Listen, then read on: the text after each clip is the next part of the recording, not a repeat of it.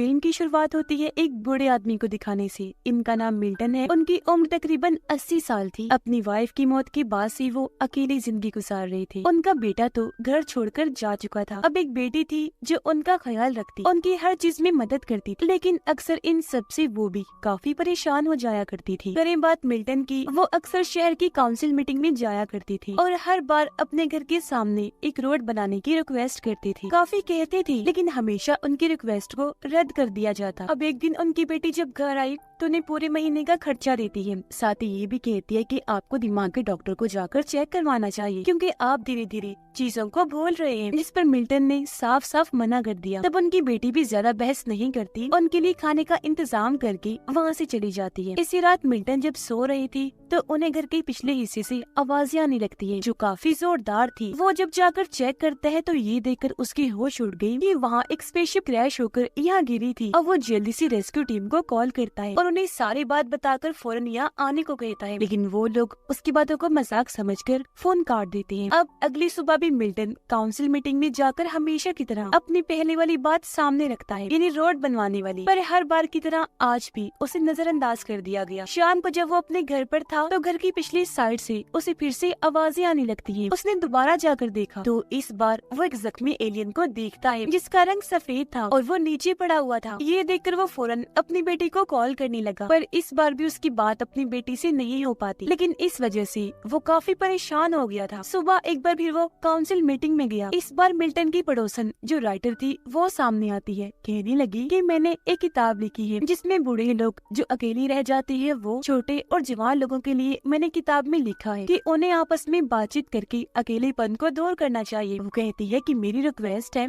मैं पूरे शहर में इस चीज के पोस्टर्स लगवाना चाहती हूँ। जिस पर काउंसिल के लोग मान गए। काफी खुश भी थी इस प्रोग्राम के लिए। जिसके बाद मिल्टन सामने आया जहाँ इस बार वो ये शिकायत करता है कि मेरे घर में एलियन है। उस एलियन की स्पेसशिप मेरे घर में क्रैश हुई है जिससे मेरा पूरा गार्डन, सारे पौधे खराब हो गए हैं। जाहिर है उसकी इस बात पर कोई भी यकीन नहीं करता, तो इस बात को नजरअंदाज कर दिया गया। जिस बात से मिल्टन को गुस्सा आया और वो यहाँ से बाहर आ गया। वो जब घर जा रहा था तो उसके पड़ोसन राइटर और एक दूसरी पड़ोसन सिंगर वहाँ पर आई जो भी मिल्टन पर गुस्सा करने लगती है कि तुम इस तरह की फजूल बातें ना किया करो वरना कोई भी बुजुर्ग लोगों की बातों पर यकीन नहीं करेगा। अब मिल्टन को लगा कि वो एलियन मर गया होगा, इसीलिए वो घर के पीछे गार्डन में दोबारा जाता है। पर वो एलियन अभी भी जिंदा था, बस उसकी हालत खराब थी। जख्मी हालत में वो जमीन पर पड़ा था। मिल्टन को इस बार उस पे तरस आ गया, इसीलिए वो उसके ऊपर कंबल डालता है क्योंकि वो कांप रहा था और पीने के लिए उसे पानी भी देता है। अगली सुबह मिल्टन ने देखा कि वो एलियन कंबल ओढ़कर अभी भी घर के बाहर बैठा हुआ है, जो देखकर मिल्टन उसे इशारा करके अपने घर में आने की दावत देता है और उसे अलग अलग खाने की चीजें देता है,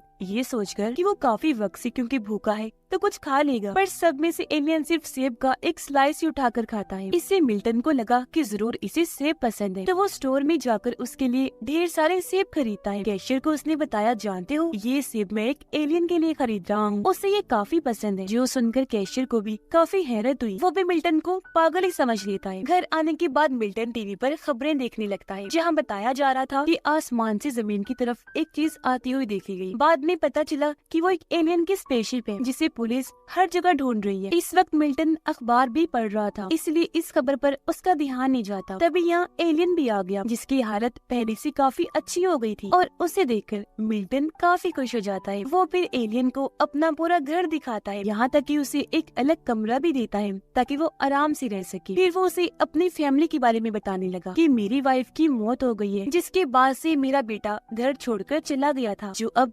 कैलिफोर्निया में रह रहा है और बेटी भी कभी कभी आ जाती है। जिसके बाद मिल्टन टीवी देखने लगा। वो अपना पसंदीदा डांस प्रोग्राम देखने लगा। एलियन को देखने को कहता है, ये कहकर कि तुम्हें ये बहुत पसंद आएगा। अगले दिन मिल्टन की बेटी जब स्टोर में सामान खरीदने गई तो कैशियर ने उसे बता दिया कि तुम्हारे डैड एलियन की बात कर रहे थे। उनका कहना था कि मैं सेब एलियन के लिए ही ले रहा हूँ। ये बात सुनकर जाहिर है उसे भी काफी अजीब लगा, इसीलिए वो आधी छुट्टी लेकर अपने डैड के घर गई। उन्हें फिर से कहती है कि अब दिमाग के डॉक्टर के पास जाएं, अपना चेकअप करवाएं। इस बार मिल्टन वैसे ही हाँ बोल देता है, जिस वजह से उसकी बेटी वहाँ से चली जाती है।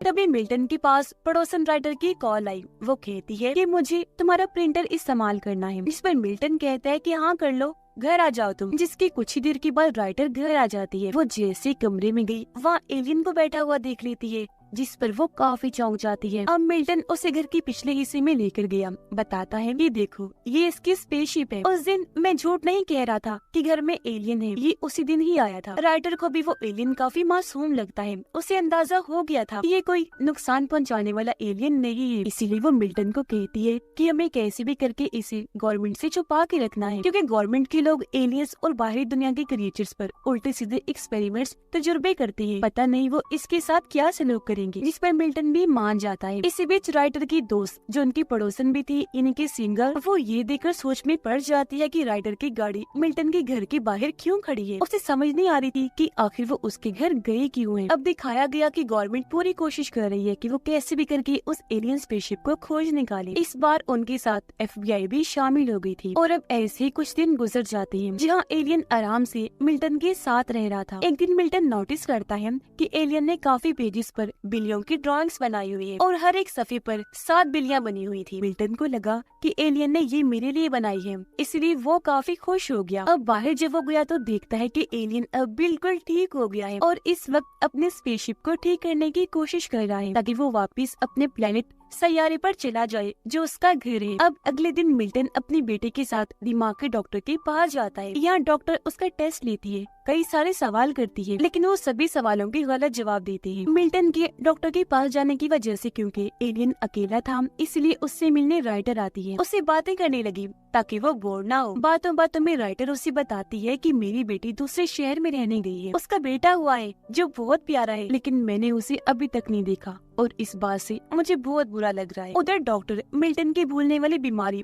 और एलियन वाली बात सुनकर कहती है कि इनकी दिमाग की हालत काफी खराब है, ऐसा ही चलता रहा तो इन्हें कुछ भी याद नहीं रहेगा। इन्हें या तो अपने साथ एक असिस्टेंट रखनी चाहिए जो इनकी देखभाल करे, या फिर इन्हें नर्सिंग होम चले जाना चाहिए ताकि वहाँ इनका अच्छे से ख्याल रखा जाए। ये सुनकर मिल्टन को काफी बुरा लगा, इसलिए वो अपनी बेटी को काफी बातें सुनाकर वहाँ से चला जाता है। घर आने पर राइटर उसका हालचाल पूछती है और ये भी कि क्या बना, तुम चेकअप करवाने गई थी ना। पर क्योंकि उसका मूड काफी खराब था, इसीलिए वो बिना कोई जवाब दिए अपने कमरे में चला जाता है। मिल्टन काफी परेशान दुखी था। उसे इस बात से अफसोस हो रहा था कि मेरी बच्चे किस तरह मेरे साथ बर्ताव कर रहे हैं। एक तो मुझे टाइम भी नहीं देते, ऊपर से मुझे पागल समझ रहे हैं। कुछ देर के बाद मिल्टन एलियन से बातें करने लगा। कहता है कि मेरे ख्याल से मैं एक अच्छा डैड नहीं हूँ, क्योंकि मेरे बच्चे मुझसे किसी तरह का भी राब्ता नहीं रखना चाहते। उन्होंने मुझे बिल्कुल अकेला कर दिया है। अब एलियन ये सारी बातें काफी गौर से सुन रहा था, पर अभी तक उसने एक बात तक नहीं की थी, यानी कि वो बोला ही नहीं था। इसी रात मिल्टन एक बार फिर अपने बेटे को कॉल करता है ताकि उसके साथ अपने ताल्लुकात ठीक कर सके। साथ ही वो उसे अपने बारे में भी बताता है कि मैं कैसी अपनी जिंदगी गुजार रहा हूँ और किस तरह मेरी बेटी मेरी मदद करती है, मेरा ख्याल रखती है। पर उसका बेटा इस बार भी कोई जवाब नहीं देता और फोन काट देता है, जिससे मिल्टन को काफी बुरा लगा। अगले दिन राइटर एलियन के लिए एक टी शर्ट लेकर आती है और उसका नाम जूल्स रखती है, जो इस फिल्म का नाम भी है। अब सिंगर अपने घर में खबरें देख रही थी, जिसमें बताया जा रहा था कि जो कोई भी आसमान से क्रैश होने वाले स्पेसशिप के बारे में बताएगा उसे इनाम दिया जाएगा। उसके दिल में ख्याल आया कि ये इनाम मैं पाना चाहती हूँ। वो सोचती है कि मिल्टन ने भी एक बार कहा था कि मेरे घर में एलियन के स्पेसशिप क्रैश हुई है, इसीलिए वो चुपके से उसके घर गई, जहाँ वो मिल्टन राइटर के साथ एलियन को बैठा हुआ देखती है। वो जब सामने आई तो ये लोग उसे भी घर के अंदर बुला लेते हैं, लेकिन मिल्टन को उसका आना पसंद नहीं आता। इसके बाद मिल्टन उन दोनों को एलियन इन्हीं जूल्स की बनाई हुई वो बिल्लियों वाले ड्राइंग्स दिखाता है, जो देख सिंगर कहती है कि शायद वो इन ड्राइंग्स के जरिए तुमसे कुछ कहना चाह रहा है।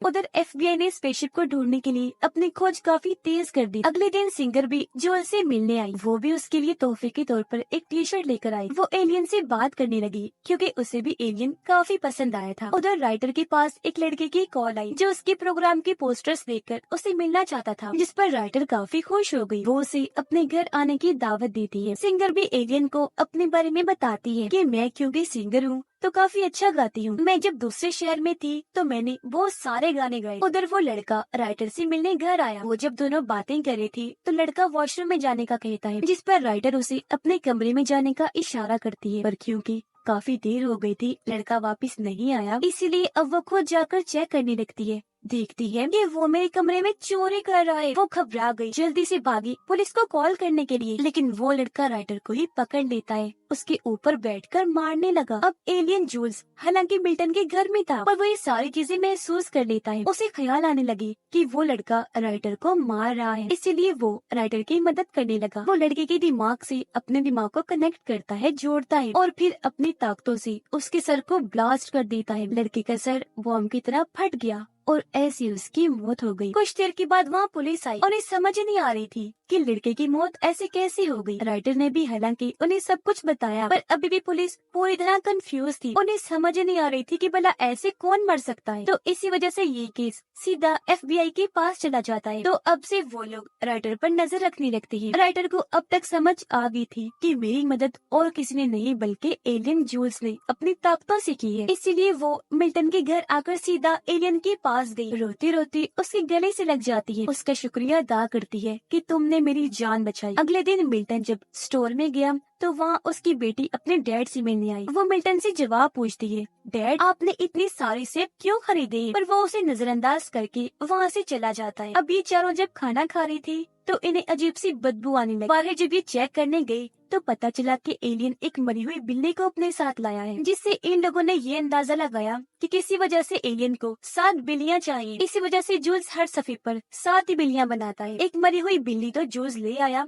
तो अब इन्हें 6 और चाहिए थी। अब क्योंकि मिल्टन की बेटी जानवरों के हॉस्पिटल में ही जॉब करती थी, इसलिए मिल्टन उसे फोन करके ये पूछने लगता है कि मरी हुई बिल्लियों को कहाँ दफन किया जाता है। ये सुनकर वो काफी हैरान भी हुई और घबरा भी गई कि डैड ये सवाल क्यों कर रही हैं। इसीलिए वो कुछ नहीं बताती। तो इसी वजह से अब ये लोग खुद ही बिल्लियों को ढूंढने निकल पड़ते हैं। रास्ते में मिल्टन और राइटर एक दूसरे से बातें कर रही थी, जिस वजह से सामने इनका ध्यान नहीं गया और एक बिल्ली इनकी गाड़ी से टकराकर मारी जाती है। ये लोग जल्दी से गाड़ी से बाहर आए और बिल्ली की लाश को उठाकर अपने साथ ले जाते हैं। FBI के एजेंट्स जो राइटर पर नजर रख रहे थे वो इनके पीछे ही थे और अब जब वो इन दोनों को बिल्ली की लाश उठाते हुए देखते हैं काफी चौंक गए। खैर उन लोगों को इसके अलावा एक और बिल्ली की लाश मिली थी, तो इनके पास 3 बिल्लियां हो गई, यानी कि अब इन्हें 4 बिल्लियां चाहिए। सिंगर वादा करती है कि वो बाकी की 4 बिल्लियां मैं लेकर आऊंगी। वो फिर शहर की अलग अलग जगह पर जाकर 3 बिल्लियां ढूंढ लाती है, यानी कि अब इन्हें बस एक ही बिल्ली चाहिए थी। वो इस बारे में बात कर ही रही थी कि तभी इनके घर में FBI के एजेंट्स आ जाते हैं, इसलिए ये तीनों जल्दी से छुप गए। एजेंट्स को लगा कि घर में कोई नहीं है, इसलिए वो यहाँ से चले गए। ये तीनों अब बात करने लगती है कि हमें जो भी करना है जल्दी जल्दी करना होगा। मिल्टन को याद आया कि सिंगर की भी एक बिल्ली है जो बीमार है, इसलिए वो उस बिल्ली को लाने का कहता है। ये सुनकर सिंगर को बहुत गुस्सा आया, उसे दुख भी हुआ, इसलिए वो अपनी गाड़ी में आकर रोने लगती है कि कैसे मेरी बिल्ली इतने वक्त से बीमार है। कुछ ही देर में राइटर भी गाड़ी में आकर बैठ गई, उसे संभालती है कि तुम मत रो और मिल्टन की तरफ से मैं माफी मांगती हूँ। इस पर वो कहती है कि नहीं, मिल्टन सही कह रहा है, मेरी बिल्ली काफी वक्त से बीमार है, ना वो देख सकती है ना वो सुन सकती है, वो तकलीफ में है। मुझे कब से ही उसे मौत की नींद सुला देना चाहिए था ताकि वो तकलीफ में ना रहे, पर मैंने उसे इसलिए नहीं मारा क्योंकि वो मेरे साथ रहकर मेरे अकेलेपन को दूर करती थी।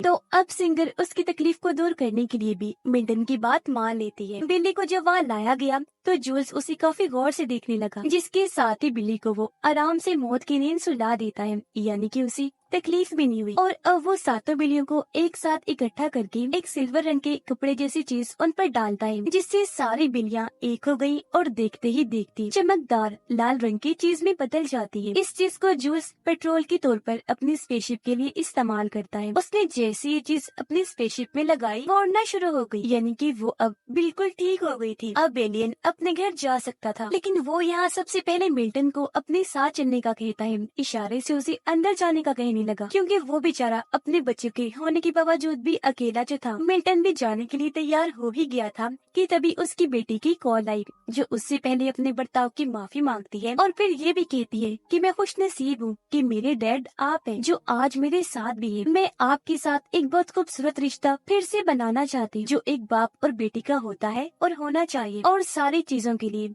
एक बार फिर से माफी मांगती हूँ। इस वजह से मिल्टन की आंखों में भी आंसू आ गई, वो जज्बाती हो गया और अब वो जूल्स के साथ ना जाकर यही इस दुनिया में ही रहने का फैसला करता है। अब जूल्स ने जब स्पेसशिप उड़ाई थी उस बारे में FBI को पता चल गया था, इसलिए वो फौरन मिल्टन के घर छापा मारने आती है, जो देखकर ये चारों जल्दी से जूल्स की स्पेसशिप में बैठ जाती हैं। इससे पहले एजेंट्स यहाँ आकर इन्हें पकड़ते ये पहले ही वहाँ से उड़ जाते हैं। स्पेसशिप इनके टाउन की कुछ ही दूरी पर लैंड होता है, जहाँ ये तीनों बाहर आए और एलियन इनके सामने खड़ा था। ये एलियन जूल्स को काफी अच्छी अच्छी बातें करती है, उसका शुक्रिया अदा करती है कि भले कुछ वक्त के लिए ही, लेकिन तुम हमारी जिंदगियों में आए और उसे पूरी तरह से बदल दिया। राइटर और सिंगर भी जूल्स से मिलती है। मिल्टन उसे गले से लगा देता है, कहने लगा कि तुम्हारा बहुत शुक्रिया कि तुमने मुझे अपने साथ तुम्हारे घर जाने की दावत दी, लेकिन मैं अभी अपना घर छोड़ के नहीं जा सकता। मेरे बच्चे मेरे साथ ठीक हो गए हैं। जूल्स अब उन्हें बाय बोलकर स्पेसशिप में बैठा अलविदा कहते हुए यहाँ से उड़ जाता है। इस बात को अब कुछ दिन गुजर गए थे और वो तीनों आज भी मिल्टन के घर बैठे बातें कर रहे थे, क्योंकि एलियन की वजह से इनकी दोस्ती काफी अच्छी हो गई थी। तीनों ही क्योंकि बुजुर्ग थे तो अब इन्हें अकेलेपन का एहसास नहीं होता था। ज्यादातर एक दूसरे के साथ रहते, अक्सर घूमने भी जाया करती थी, क्योंकि इन्हें एक दूसरे की कंपनी में रहना बहुत पसंद था। राइटर एक दिन कहती है, पता नहीं जूल्स को हम लोग याद भी होंगे या नहीं, मुझे तो वो बहुत याद आता है। इसी रात को जब मिल्टन अकेला बैठा था तो उसे अपने घर के पिछले हिस्से से रोशनी के साथ एक बार फिर जोरदार आवाज सुनाई देती है, जिस पर मिल्टन मुस्कुराने लगा, क्योंकि वो समझ गया था कि हमारा दोस्त जूल्स हमसे मिलने आया है। तो इस कहानी से हमें पता चला कि लोगों ने एक दूसरे के साथ अपने ताल्लुक जिसे खत्म ही कर दिए हैं। इसलिए आज हर कोई अकेलेपन का शिकार है, जिस वजह से परेशान भी रहता है, खास तौर पर बुजुर्ग लोगों के साथ। और इसी मैसेज के साथ ही इस फिल्म की कहानी यहीं पर खत्म हो जाती है।